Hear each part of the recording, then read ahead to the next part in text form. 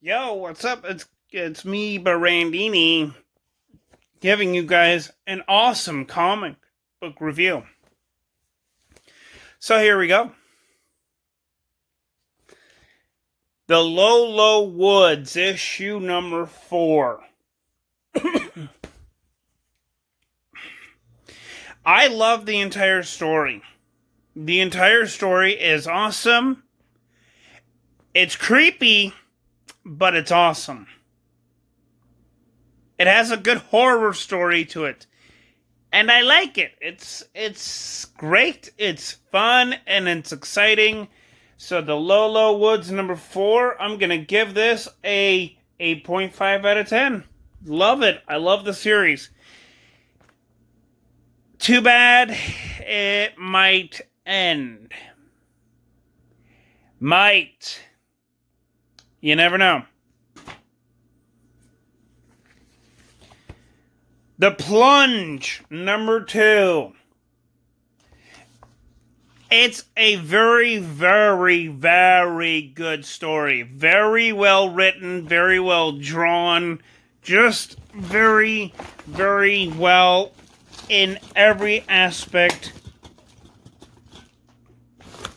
Very, very well in every aspect.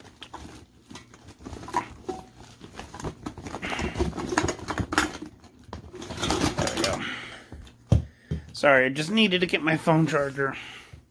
Very, very well and very, very detailed. Very, very well. I'd have to give this a 8.5 out of 10 for The Plunge number 2. I'll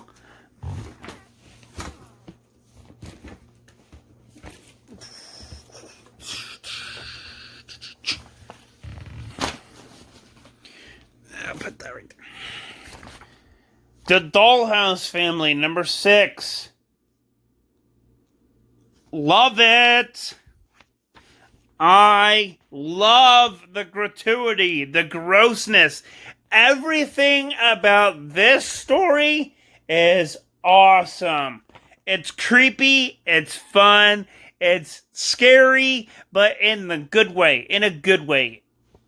Good kind of scary. It is fun, awesome. I can't help it. It's a 10 out of 10. Metal Men, issue number 6. Ugh. Dan Didio is the writer, and I hate his writing. Because in the end of this goddamn issue, oh my god. In the end, for this issue, the nth Metal Man says, well, mind if I touch you? And Platinum says, I want you to. What the fuck? Seriously, Dan Didio, you have problems with your writing. You want Platinum to get touched by the nth Metal Man. Why? What is your problem? This is on the last page of this book. It is the halfway point to this maxi series. What the fuck? Dan Didio. What the fuck? Why would you ever want to write Platinum's words as, I want you to? Why? I want to know why. Because that sounds fucking creepy. It really is creepy. Not to mention incestuous. You have problems, Dan Didio, and I'm glad that you got fired from DC Comics. Not as a writer, but as an editor. Thank God.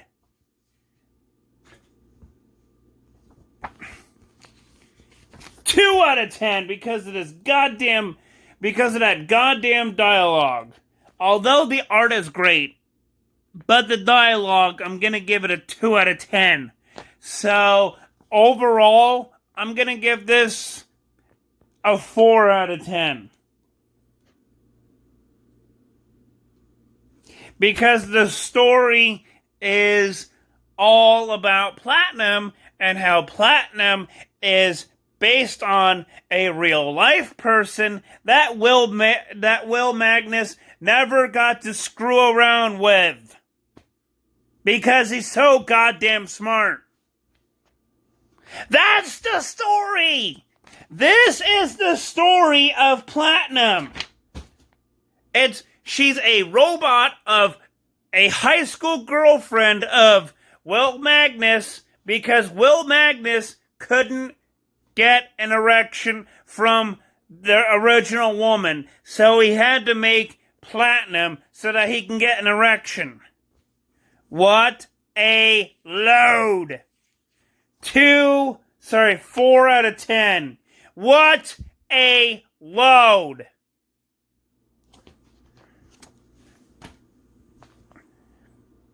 I'm glad that this is going to end at issue 12, and I want to see this end at a good note. But Dan Didio, you have problems.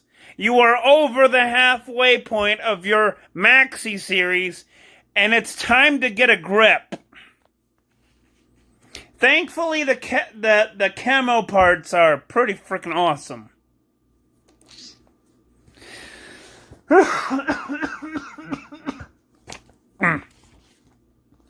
Justice League number 43. By the way, this is me. I got most of these comic books, most of the back issues from mycomicbookshop.com. It's a really good website, and I think you guys should, buy comic books from that website if you can't get to a comic book shop. Justice League number 43 was awesome, and it was a great ending to the Eradicator storyline. Great ending. 10 out of 10 because it was just great. And I don't mean that sarcastically. I mean, it was great. There was nothing that Robert Venditti could have, improved on because it was great. 10 out of 10.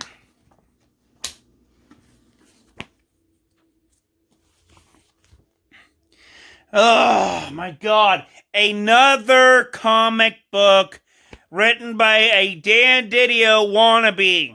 Oh, I mean Bendis.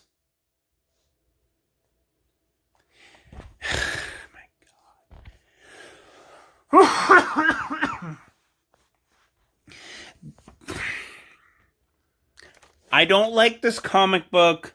I want Bendis to leave the Superman titles alone and do something else. Because he can't write Superman at all. No way, no how.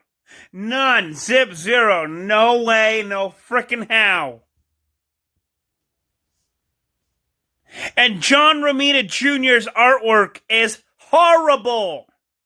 Oh, it hasn't gotten better. It's horrible. It's like a 2-page dimensional version of the actual character. What a load. 2 out of 10. The story is horrible, and the artwork is horrible. 2 out of 10. I can't believe I'm getting the next issue. Action Comic Books 1023. I can't even believe I'm going to get that issue. I want Bendis to be off of Superman. Please, DC. Make him do something else. Green Lantern. Batman. Martian Manhunter. Someone else. Because he can't do Superman. Dan Jurgens can. Peter Tomasi, Jeff Johns, Robert Venditti. They can all do Superman, and they can do it right. Bendis can't. 2 out of 10. The artwork is horrible, the words are horrible, and the story is horrible.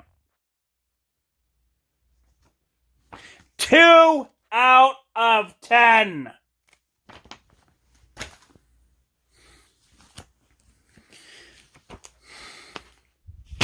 Like I said, this is a good writer. Dan Jurgens is an awesome writer.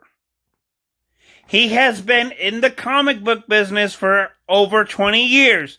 He started out like Brian Michael Bendis, but as he got older, he became a little more wiser to what everybody wanted him to write, and that's why he's a great writer. Batman Beyond is no exception, and I loved the entire story arc. This was great. It set up an all-new character, all-new Batwoman. I loved it. No questions asked. I loved it. 10 out of 10. Please, DC, get Dan Jurgens or anyone else other than Bendis to write a good story arc for either Action Comics or Superman or The Adventures of Superman. Yeah, remember that, DC? I still have a couple of copies of The Adventures of Superman comic books. You guys should do that. The Adventures of Superman. Right there. That's where Bendis can be at. The Adventures of Superman, where he can write all of his bullshit words in there.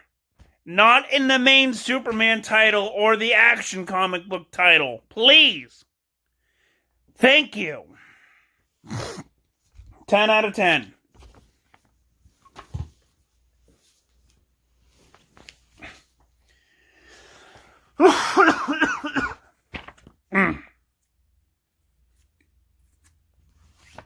Far Sector number 6 out of 12.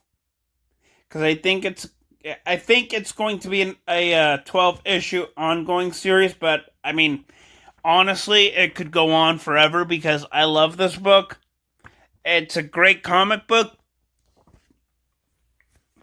The only thing that I don't like about it is that the new character is not related to any Green Lantern mythos. Like, at all. There's no Sinestro, there's no Yellow Lantern Corps, there's no Red Lanterns, none of them. They have only mentioned the Green Lantern Corps. Mentioned. They've only mentioned Guy Gardner, my favorite character in the Green Lantern mythos. You'll see him in a few moments. Trust me, you're going to love it. This, I will give a 10 out of 10. I just want to see the people that have been in the Green Lantern mythos in there. Not this, council, emotion shutoffs thing. None of that. None of that. I do not want to see any emotional shutoffs or the all councils or anything or any like that. I can't even think straight.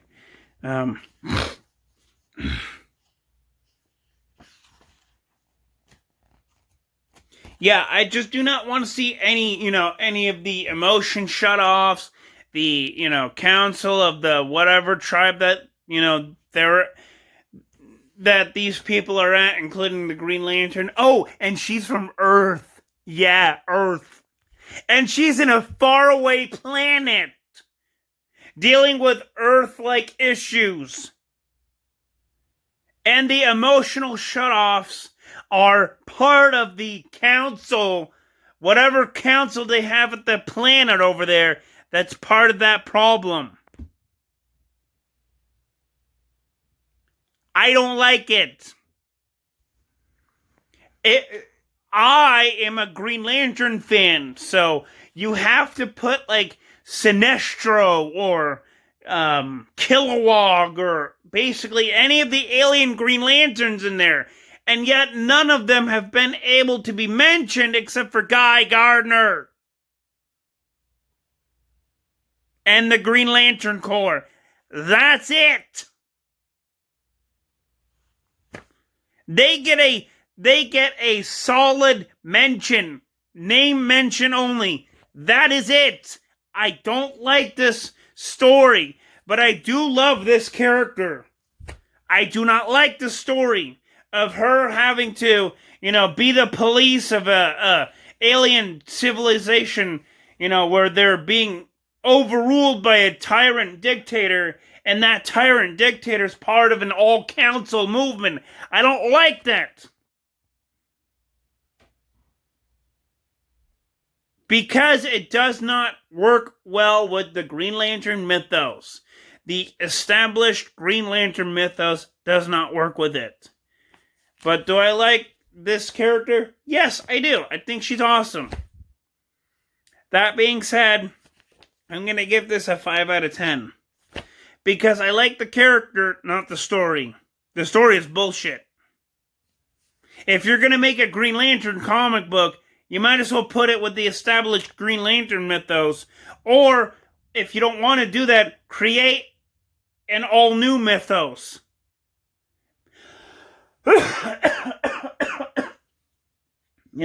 Create an alternate mythos.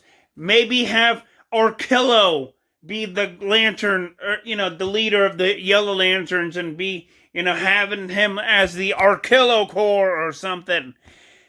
Make it up. But have the established mythos in there. You're not doing it. Whoever is writing this is not doing it. He's basically saying, yeah, nope, the Green Lantern mythos, nope, none of that is in there. None of that. It's like, why? It's already established that she's a Green Lantern. And that out there in space is part of a Green Lantern Corps. Somehow in the future, a villain from the Green Lantern mythos is going to be in there. In that story. And they're not. And I don't like it. That's why I'm going to rate this a 5 out of 10. Because I like the character, not the story.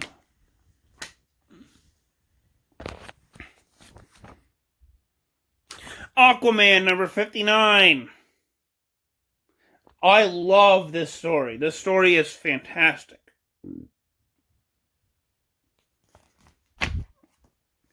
That being said, instant 10 out of 10. Like, seriously, this is way better than Far Sector. And this is in the main continuity. This is a lot better. 10 out of 10.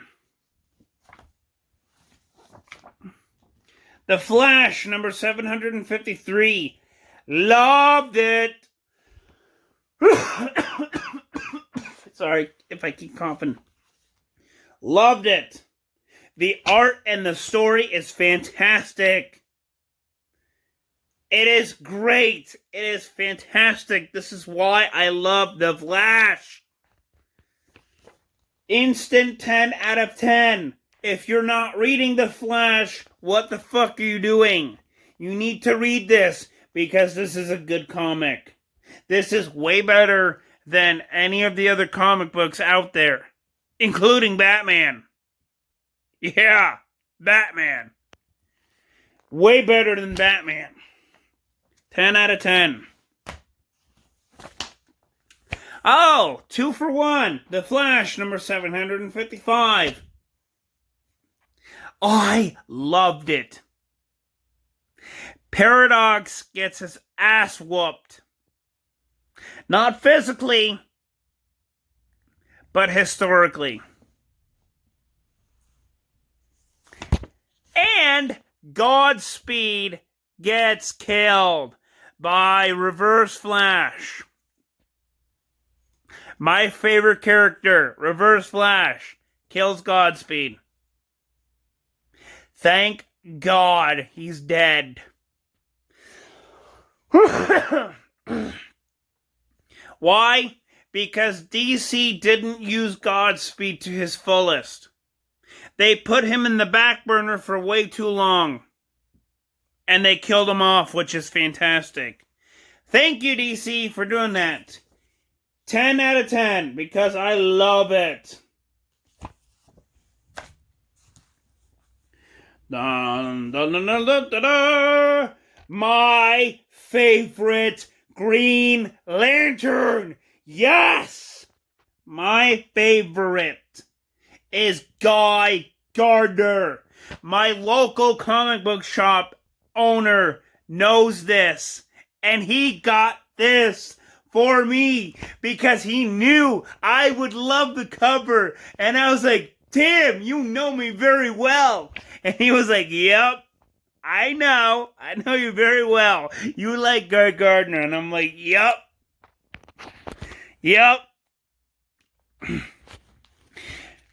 This Green Lantern 80th series anniversary, whatever it is, is fan-fucking-tastic. Fan-fucking-tastic. I'm not joking at all. No fucking way. This is awesome.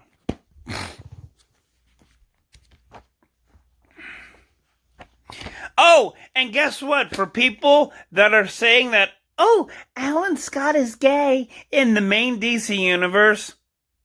Yeah, no, he is not gay at all. No freaking way. In the main continuity of DC, he is not gay. He is straight. Not gay at all. He is not gay. He is straight. The Earth 2 version of him is gay. And that's fine. But the main continuity version is not gay. And I fucking love it like that. Because, let's be honest, it works with him. It works with Alan Scott not being gay. Works with him. And I do love all the artwork. I love all the artwork in here. I love it.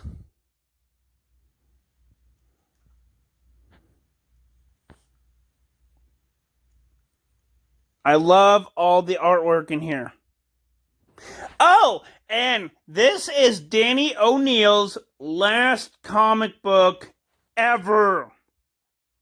Before he died, he wrote this. Not even joking. Before he passed away, he wrote this. He wrote this this story in the Green Lantern 80th anniversary. He wrote this. He wrote this. And it is great. It's great. I love it. It's fantastic. It's great. Not even joking. This is what I mean by Alan Scott. He is not gay. At all. Not gay.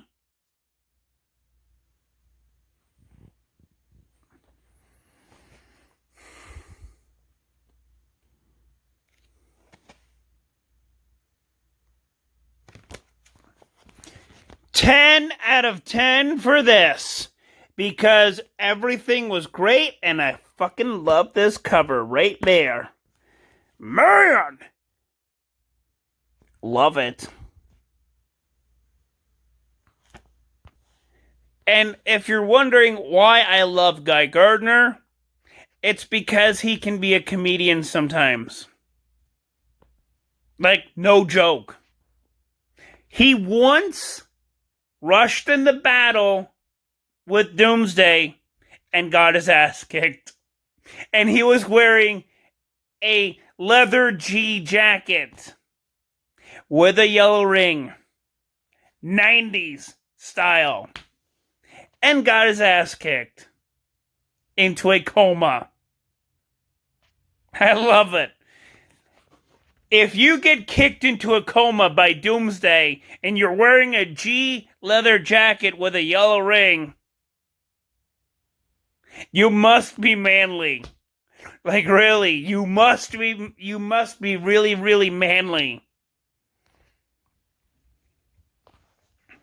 Oh, and my favorite part of the current Green Lantern, Hal Jordan and the Green Lantern Corps series was when, get this, Guy Gardner was naked and he went up to Sinestro wearing nothing but his ring and he said to Sinestro, "Long time no peek, Cindy."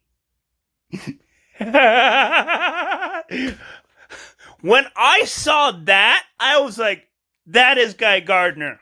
Right there.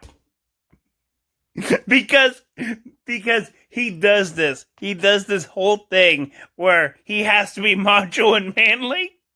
And him wearing no clothes was freaking awesome.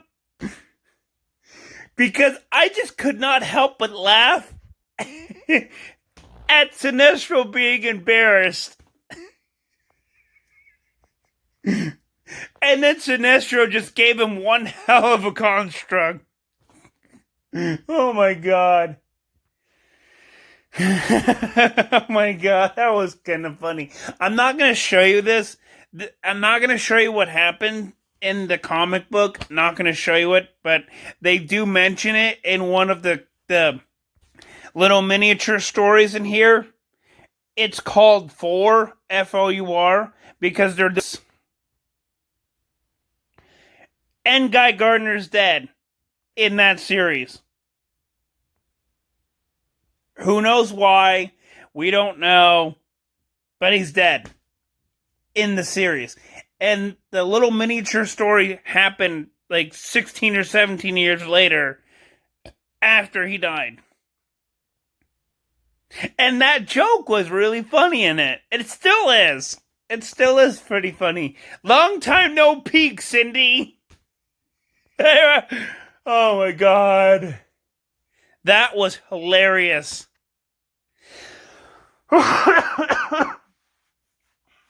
To see Sinestro embarrassed at Guy Gardner. Oh my god. Oh. If anyone gets Sinestro embarrassed, they must be a legend in the Green Lantern Corps. And Guy Gardner is no exception to it. Oh, and guess what? You remember how, for all you comic book fans, whenever you guys were reading the Peter J. Tomasi Green Lantern Corps, yeah, remember that entire series? They mentioned that little story arc with Blackest Night. They mentioned it.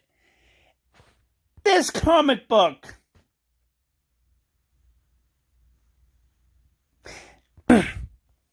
And they mentioned how they had to deal with Mongul, Kyle and Guy Gardner. Guy Gardner says, I'm going to tell you guys about the time Kyle and I had to deal with Mongul. And then the interruption starts. from good old mood killer Salak. And then he said, before that, he said, afterwards, he said, "Oh, don't worry, you guys. I have 1,000,000 of them." And he was in the bar at Warriors in Oa with every Green Lantern in there. Yeah. Peter J. Tomasi wants to do another Green Lantern Corps comic book. Because I think he's getting tired of doing the detective comic book run. And it shows. It really shows. DC, if you're listening, we need another Green Lantern Corps comic book written by Peter J. Tomasi. Please! I beg of you! After Dark Knight's death metal, of course. I beg of you! Instant gratification, 10 out of 10. Because Guy Gardner is the manliest man of the Green Lantern Corps. And basically, he will give Sinestro the middle finger.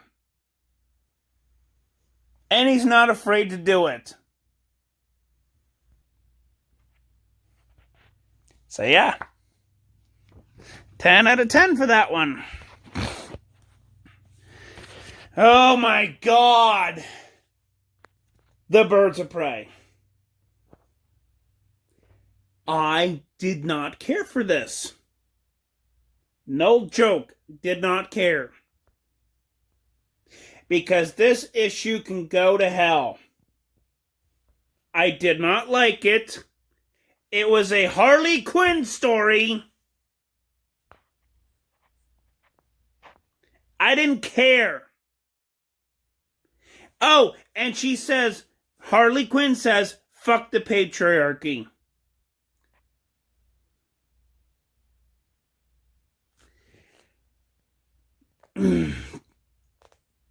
Three out of 10.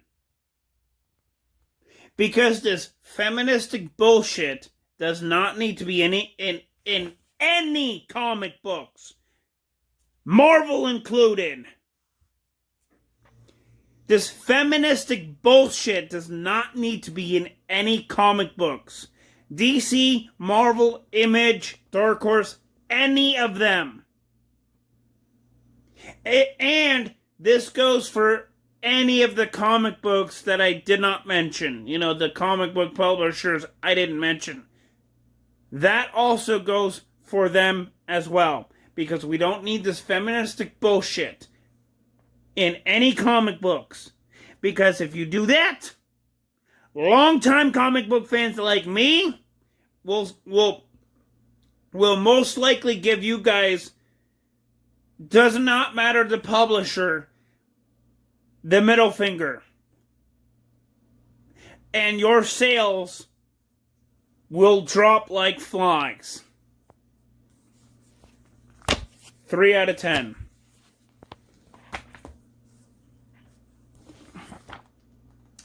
The Plunge, issue number 4. Very well written, very well drawn, very well story-wise. Except the last page, which is considered gobbledygook for me.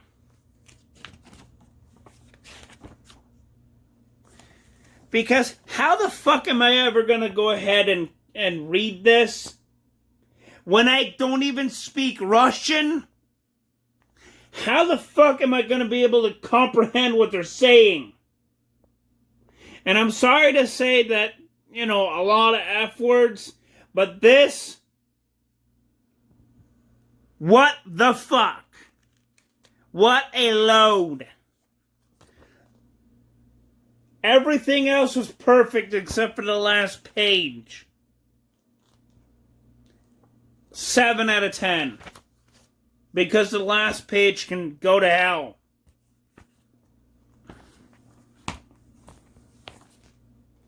Justice League number 47.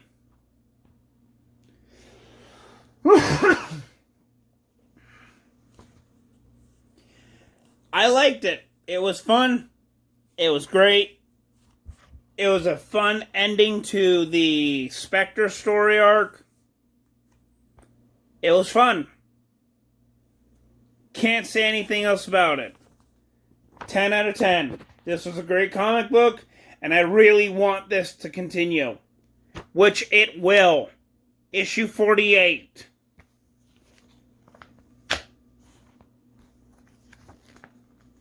Teen Titans, issue number 42,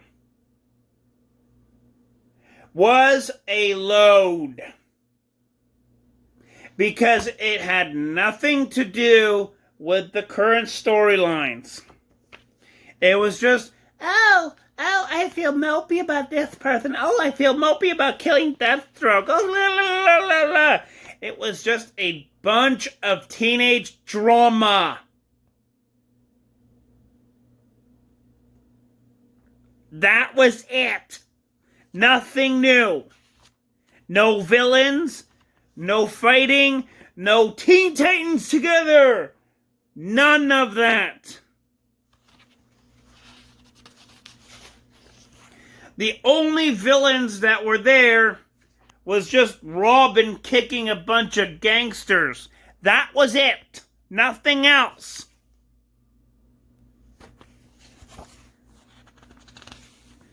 Because it was just a load of BS with this whole teenage drama thing.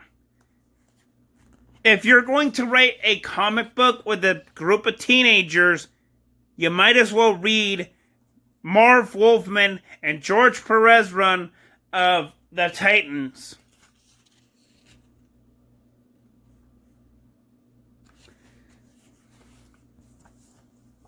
Because that comic book is considered legendary. This comic book was a load of crap.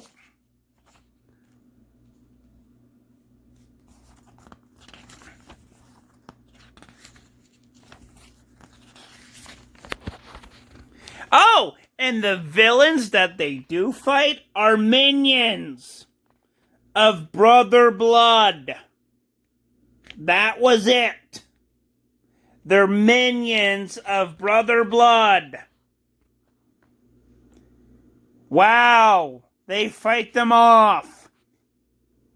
Wow. Holy smokes. That's it. That's all the fighting you get. And then it's just a bunch of load crap of teenage drama. Oh, and Batman's in it too. What a load.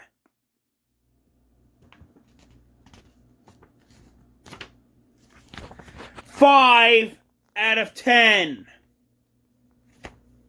What a load of crap. What a load. Batman Beyond, issue number 44.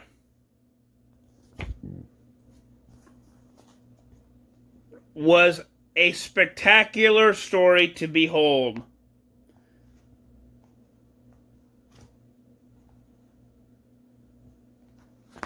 I'm not even joking. It was fantastic. I loved how the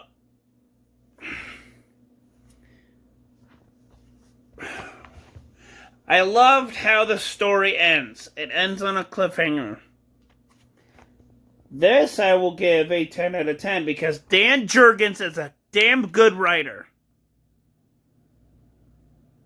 And he got upstaged by Brian Michael Bendis. He's a damn good writer. And it is sad to see that he got upstaged for Brian Michael Bendis. Truly sad. 10 out of 10. Justice League Dark number 23 was very awesome. Not even joking, it was great.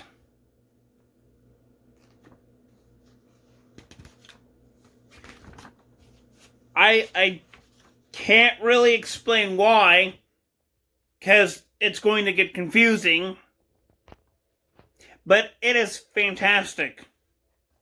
Because Swamp Thing returns. That's all I'm going to say. 10 out of 10.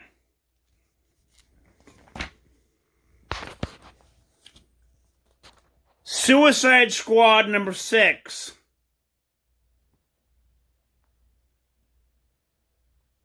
Was okay. And that's what I'm going to leave it at, as okay. It was an okay read. I like it. It was fun. It just was okay.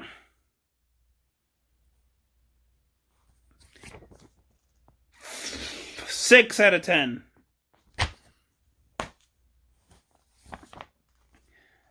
Red Hood Outlaw number 46. Do I love it? Yes, I do. Because Trigon is coming. And he is the baddest of the bad. Like, there's Darkseid. Okay, great. He's the baddest of the bad. But Trigon is king of the baddest of the bad. Why? Because he's an old god. Old gods are considered more powerful than new gods, depending on the writer. Trigon is on Spectre level power. And he still is. Why? Because comic books.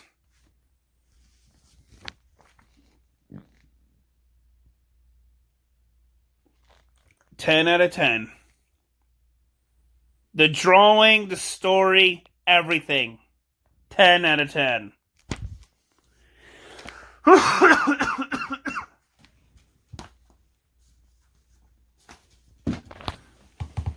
Sorry about that.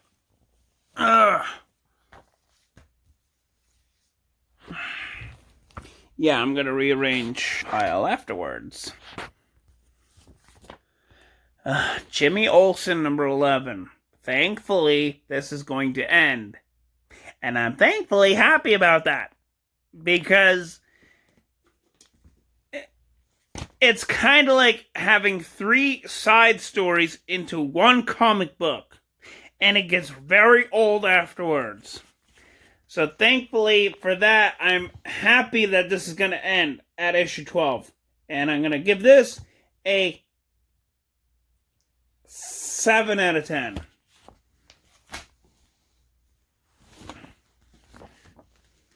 The Low Woods final issue number 6 was fan-fucking-tastic. The art, the story, everything was fantastic. Especially the ending, which I will not show you because of censorship and all that. It's not because of that. It's just because I don't want anybody to get scared. Because this is a horror-themed comic book. But my God, is this comic book awesome. It did not go out with a whimper. Oh no, it went out with a bang. Not a huge bang, but a bang.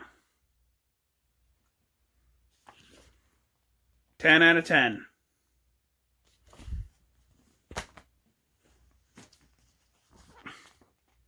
Aquaman number 60 was okay.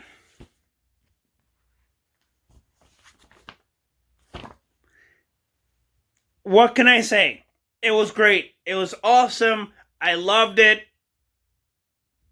What can I say? I just thought that the story needed a little work.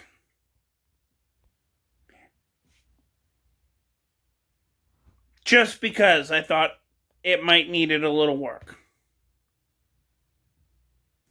So for that, I'm going to say 8 out of 10. The artwork is great. It's just, I felt like the story needed to be, a little tweaked up in places, like some places. 8 out of 10. The Flash, number 756, was a great story to begin after the huge bang of 755.